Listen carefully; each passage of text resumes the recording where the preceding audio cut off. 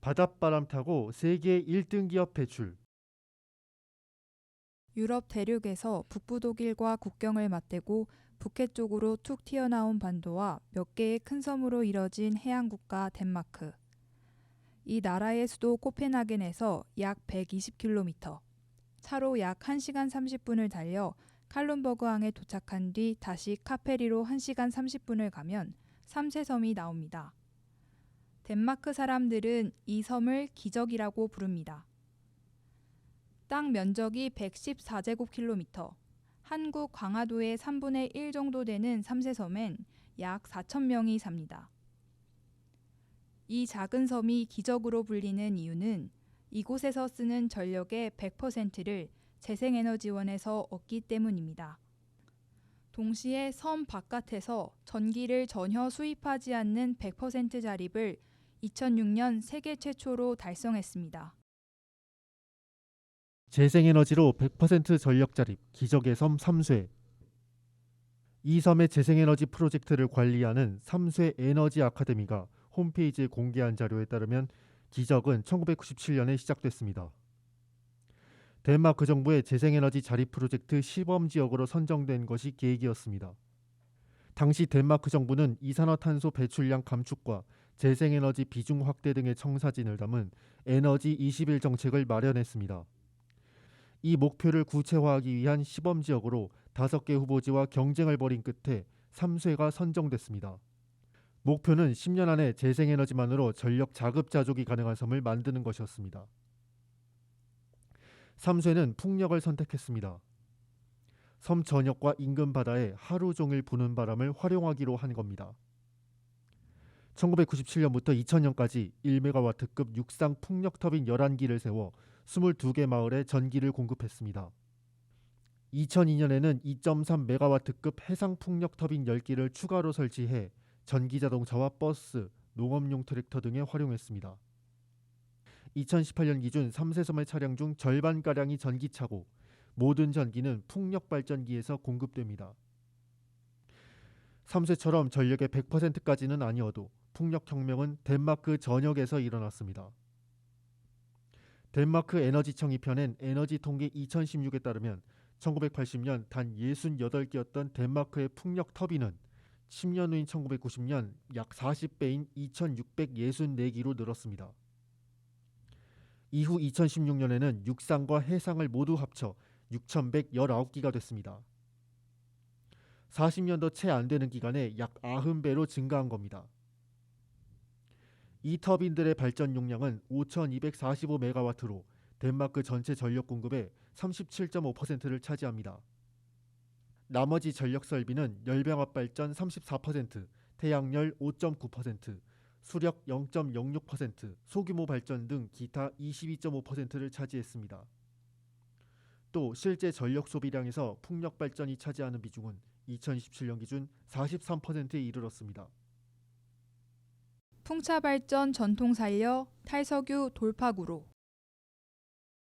덴마크의 풍력은 주로 지역 개척자들에 의해 개발됐습니다. 1970년대 석유 파동 이후 덴마크 정부는 석유를 대신할 모든 종류의 대체 에너지 자원을 장려했습니다. 이 과정에서 풍력이 발전 가능성이 있다는 것을 알아냈고, 이후 구체적인 풍력 장려 정책이 만들어지기 시작했죠. 에너지 정책 전문가인 클라우스 스구트 덴마크 공과대학 에너지 경제규제 본부장은 2018년 7월 19일 담비뉴스와의 이메일 인터뷰에서 덴마크의 에너지 전환 과정을 이렇게 설명했습니다. 바람이 풍부한 덴마크에서는 1891년 학교 교사였던 폴라크루가 최초로 발전용 풍차를 개발한 이후 1950년대 중반까지 날개를 개량하는 등 각 지역에서 실험이 이어졌습니다. 이런 역사가 있었기 때문에 석유를 대체할 재생에너지 대안으로 풍력이 재빨리 부상했다는 겁니다. 스웨덴, 독일 등 유럽의 다른 나라들과 마찬가지로 덴마크도 70년대에 2차례 세계적인 석유 파동을 겪으면서 에너지 전환을 시작했습니다. 덴마크 에너지청에 따르면 1972년 덴마크의 총 에너지 소비 중 92%는 석유였습니다. 산유국인 덴마크는 2016년을 기준으로 하루에 14만 9천 배럴의 원유를 생산해 98개국 중 38위를 기록하고 있습니다. 하지만 과거처럼 석유에 의존했다면 여전히 많은 양을 수입해야 하는 처지였을 겁니다. 수구투 교수에 따르면 덴마크 정부는 1976년 최초의 국가 에너지 계획을 수립해 석탄과 원자력을 중심으로 갈 것이라고 발표했습니다. 수구투 교수는 당시만 해도 재생에너지의 역할은 한정적이었다고 설명했습니다.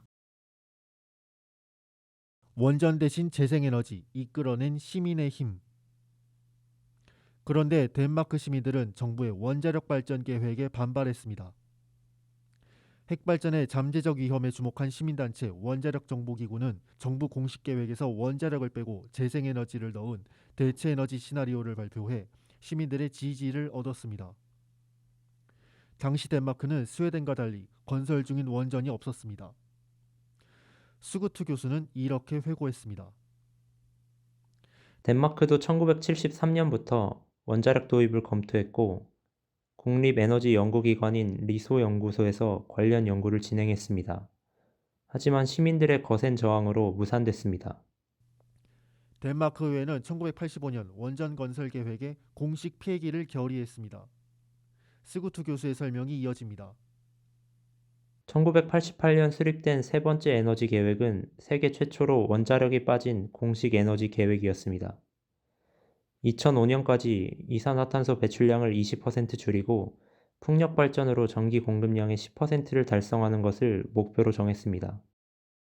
덴마크 정부는 이후 풍력 발전 육성에 박차를 가했습니다. 리소 연구소는 베스타스 같은 풍력 발전기 제조사와 함께 발전기 개량 연구를 진행했습니다.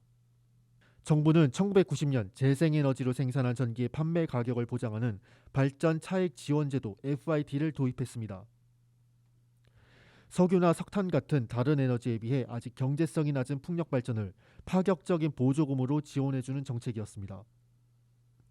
수구투 교수는 풍력은 이런 FIT 프리미엄 정책 덕분에 전기 가격 경쟁에서 우위에 설 수 있었다고 설명했습니다. 정부 지원으로 풍력 발전이 급성장하면서 1898년 동네 대장간으로 시작했던 베스타스는 해당 업계 세계 1위로 도약했습니다. 베스타스는 한동안 창틀, 주방가구, 냉각기, 크레인 같은 다양한 공산품을 만드는 회사였습니다. 그런데 1978년 풍력 터빈 실험을 계기로 80년대 대량 생산을 시작했고 2007년에는 세계 풍력 터빈 시장의 28%를 점유하는 압도적 1위 기업이 됐습니다. 최근에는 독일과 중국 등의 추격으로 시장 점유율이 낮아지고 있지만 세계 1위는 내주지 않고 있습니다.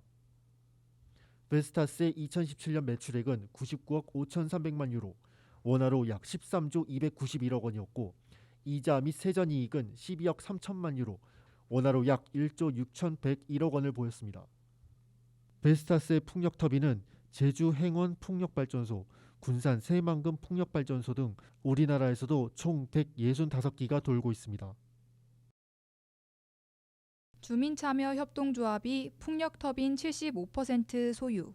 덴마크에서 풍력발전이 급성장한 데는 FIT 등 보조금의 힘이 컸지만 협동조합을 통해 주민들이 적극적으로 참여한 것도 중요한 성공 요인으로 꼽힙니다. 3세 에너지 아카데미는 3세 섬의 성공 비결을 지역 소유로 꼽았습니다. 3세 에너지 아카데미의 홈페이지 자료에 따르면 이 섬의 육상 풍력 터빈 11개 중 9개, 해상 터빈 10개 중 5개가 농부 등 개인과 주민협동조합 소유입니다. 3세시가 소유한 나머지 터빈에서 나오는 이익도 모두 시 운영비와 재생에너지 투자 비용으로 쓰입니다. 2000년대에 들어서면서 풍력협동조합은 전국적인 운동이 됐습니다. 미국 스탠퍼드대 토니 세바 교수가 쓴 에너지혁명 2030에 따르면 덴마크에서는 2001년 기준 10만 가구, 2005년에는 15만 가구 이상이 풍력협동조합에 가입했습니다. 이런 협동조합이 덴마크 전체 풍력터빈의 75%를 운영하고 있는 것으로 알려졌습니다. 2017년 기준 인구가 560만 명 남짓인 나라에서 매우 높은 참여율입니다. 수구투 교수는 이렇게 설명했습니다. 풍력협동조합은 소수 농민들이 함께 모여 작은 풍력 터빈을 건설하던 70에서 80년대에 매우 효과적이었습니다. 시간이 지나면서 과거보다 더 큰 커뮤니티가 만들어지고 있습니다. 그는 코펜하겐에서 3.5km 떨어진 바다에 조성된 미들 구룬덴 해상풍력 발전소를 대표적인 사례로 소개했습니다. 수구투 교수에 따르면 2001년 2메가와트급 터빈 20기로 세계 최대 규모의 해상풍력 발전단지가 된 이곳은 코펜하겐시 소유 전력회사와 코펜하겐 에너지 환경협회라는 풍력협동조합이 각각 절반의 소유권을 가졌습니다. 협동조합에는 코펜하겐과 인근 지역 주민 8,610명이 참여했습니다. 이 발전소에서 생산하는 전기는 코펜하겐시 전력 수요의 4%를 담당합니다. 소규모 풍력 발전기를 주민이 소유하는 형태로 시작한 풍력협동조합 모델이 대규모 단지에도 적용될 수 있다는 것을 보여준 셈입니다. 정밀한 예측으로 공급 안정성 99.9%. 풍력이나 태양광과 같은 재생에너지 확대에 회의적인 사람들은 흔히 이렇게 묻습니다. 햇볕이 약하거나 바람이 불지 않는 날에는 전력을 생산하지 못할 수도 있지 않나요? 그러나 2018년 10월 4일 서울 강남구 코엑스에서 산업통상자원부 주최로 열린 2018 대한민국 에너지 전환 컨퍼런스의 발표자로 나선 크리스토퍼 붓자우 덴마크 에너지청장은 이런 의문을 한마디로 일축했습니다. 재생에너지 비중이 높으면 전력 공급이 불안정할 것이라는 우려와 달리 덴마크는 재생에너지 비중이 높음에도 전력 공급이 99.996% 안정적입니다. 붓자우 청장은 태양광이나 풍력이 날씨 변화에 민감한 만큼 날씨를 정밀하게 예측해 에너지 수요 공급 관리를 유연하고 정교하게 하고 있다고 밝혔습니다. 이어서 이렇게 강조했습니다. 덴마크의 청정에너지 전환은 외국인 투자 유치, 연구개발 분야 인센티브 제공 및 녹색 일자리 창출을 통해 성장을 촉진하고 있습니다. 애플은 최근 덴마크의 비브로와 오벨로에 100% 재생에너지로 가동하는 데이터 센터를 짓기로 하고 약 2조 원을 투자했습니다. 붓자우 청장은 이 배경에 덴마크 재생에너지의 가격 경쟁력과 안정적인 공급 안보가 있었다고 덧붙였습니다.